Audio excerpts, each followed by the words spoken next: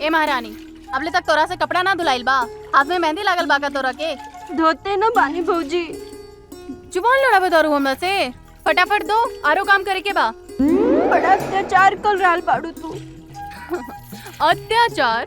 अबले तक तो शराफत से पेश आई नहीं है। अत्याचार पर उतरब ना तो तोहर काकी, मामी, दादी, नानी सब याद आ जाई। धो फटाफट, आरो काम करे के बा, झाड़ू पोछा लगावे के बा। सुना, कपड़ा उपड़ा धुल जाए ना तोरा से तो हमरा कमरा में चाय नाश्ता पानी लेके आ जाइया, काहे से कि हमरा बड़ी जोर के भूख लागल बा। ठीक बा, आवत है। अल्लाह, इहो कपड़ा धो लिया। भगवान जाने कहाँ कहाँ से ऐसा लोग आ गए बिया, काम चोर बिया एक नंबर।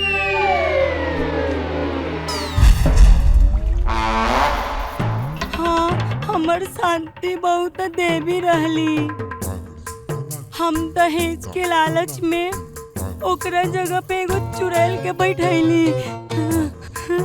ई चुड़ैल हमनी के एक दिन खा जाई बेटी। हे भगवान, हमनी से बहुत बड़ा गुनाह हो गई बेटी। काश की शांति बहू वापस आ गई होती। हाँ माई, हमनी के मनोहर भैया से कहल जाई कि हमनी के 1 रुपया न चाहिए। शांति भाभी बाजिन बाड़ी तका एगो बच्चा गोद ले लेती, लेकिन सोनम के यहाँ से निकाल दिया और हमनी के भाभी के यहाँ लेके आ जाएगी। तू ठीक कहा तारू बेटी। ई घर आंगन के अब तक शांति बहू ही बचाई है।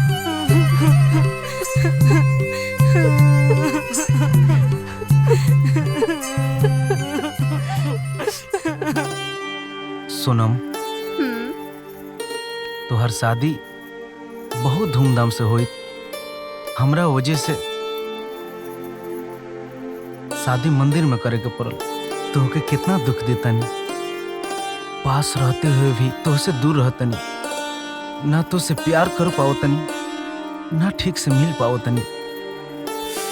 एमे दुख के कोनो बात नहीं थे, काहे से कि हम दोनों जने तो जन्म जन्म के साथी हैं ना। हाँ, अराउर सुख हमार सुख, अराउर दुख हमार दुख।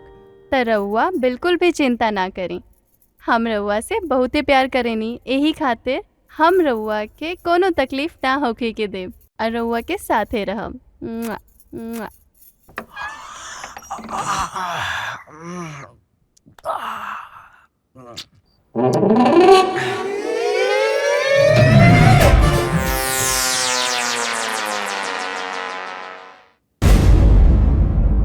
ई भौजी के घर में छोटका भैया जरूर कुछ दाल में काला बा। माई के बतावे के पड़ी।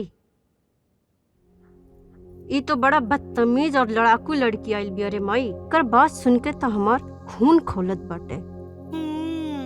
तू ठीक कहा तारू बेटी। हमार तो हिम्मते ना पड़ल हा बीच में बोले के। एगो शांति रहली हा कि सुबह सुबह गोर छुअत रहली हा। एगो ई बिया सीधे गोरे तोरे के बात करतिया। दहेज के गुरूर में बिया, एकर गुरूर तोड़े के पड़ी। लागता शांति वाला उपाय एकरो साथे करे के पड़ी। ला ला ला ला ला ला ला ला ला ला ला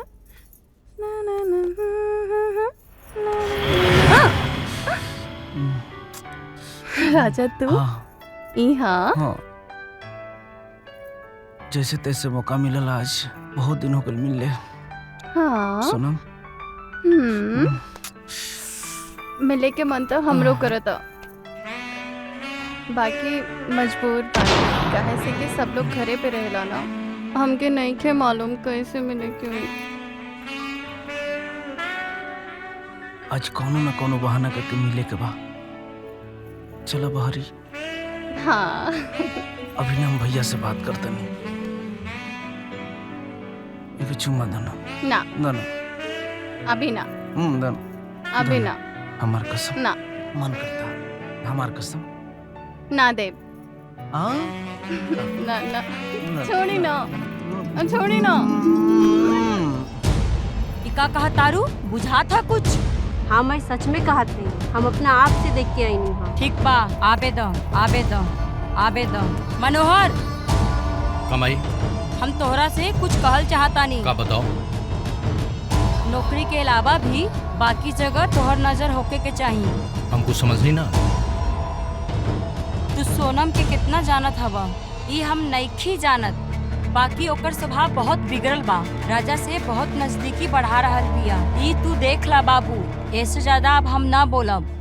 देखा माई, हम सोनम के तना जानते नहीं, लेकिन राजा हमार भाई है, हमार खून है। वो तरह के काम कबो ना कर सकेला। आज के जुग जमाना बहुत खराब बा बेटा। औरत बिगड़ल रहे ना तब मर्द के समझावल बहुत मुश्किल हो जाला। राजा के तो नहीं जानत माई, लेकिन सोनम अपनी जिंदगी से हमेशा हमेशा के लिए दूर कर दे। सोनम जी एने आओ। जी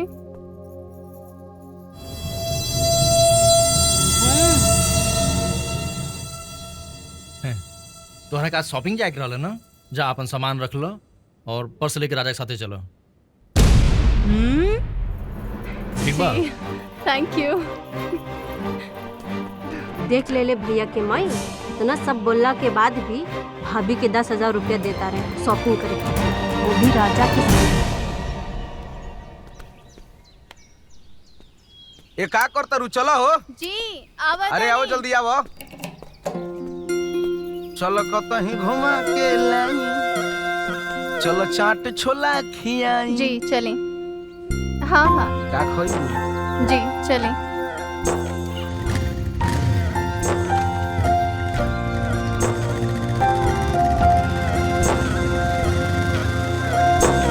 अम्मा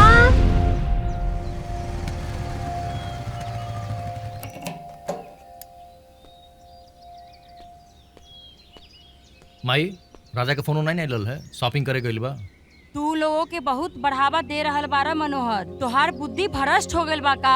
हमार बुद्धि नहीं के भ्रष्ट माई, प्रॉब्लम तेरे सोच में बा। भैया ये फोटो देख ला, तब तोहके समझ में आ जाए कि प्रॉब्लम कहाँ बा।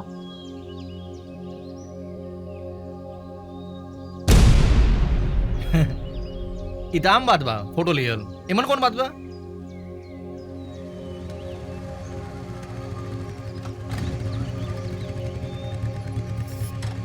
देखो आ गए लोग।